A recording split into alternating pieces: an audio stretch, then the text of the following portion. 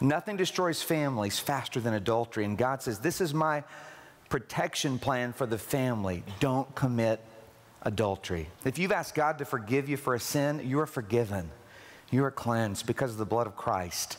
We're going to get serious about this. We have to commit to God's standard, and God's standard has always been the same. Sex is a beautiful, sacred gift that God invented, that God created, so it's not bad, it's not wrong, it's not dirty.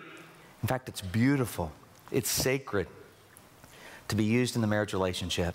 God's standard is very clear. Adultery is always wrong. It's never an option. It's always sin. Some of you may be thinking, well, my wife or my husband is not meeting my needs. That's no excuse to go out and sin. Adultery is always devastating. Lust is always devastating. It destroys lives. Satan is an expert at casting temptation into our lives. And one of his favorite lures that he uses is the lure of lust. And there's always a progression that he uses. First, he personalizes the lure.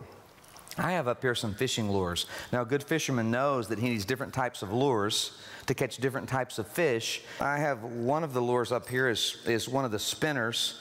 You guys who are fishermen know this is a spinner lure, and that's used to catch bass. There have been many trophy bass that have been caught with a spinner lure. It's really designed for bass.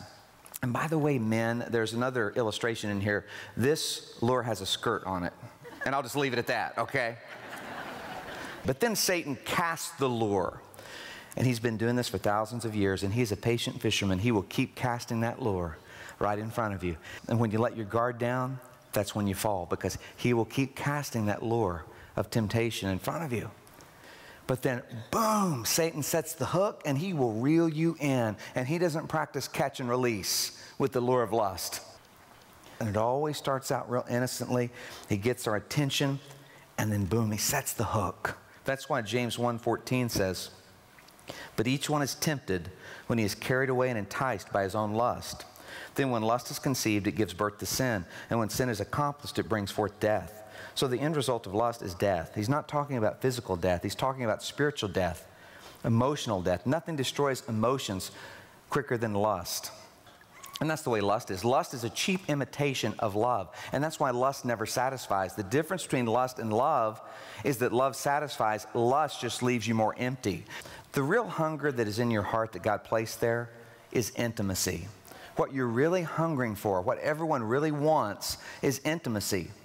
And lust can never satisfy because it's the opposite of intimacy. Pornography is gratification without intimacy. That's why pornography never satisfies. And then don't get complacent, because Satan will keep casting that lure. In 1 Corinthians 10:12 it says, if you think you're standing strong, be careful not to fall. It's when you think you've got it conquered that you're going to fall. Because when you admit you can fall, you get serious about the guardrails. And some of you haven't been serious about the guardrails for quite a while. And you've been letting your guard down, and you're on the verge of destroying your life and your family. And I want to tell you, there's still time to get out.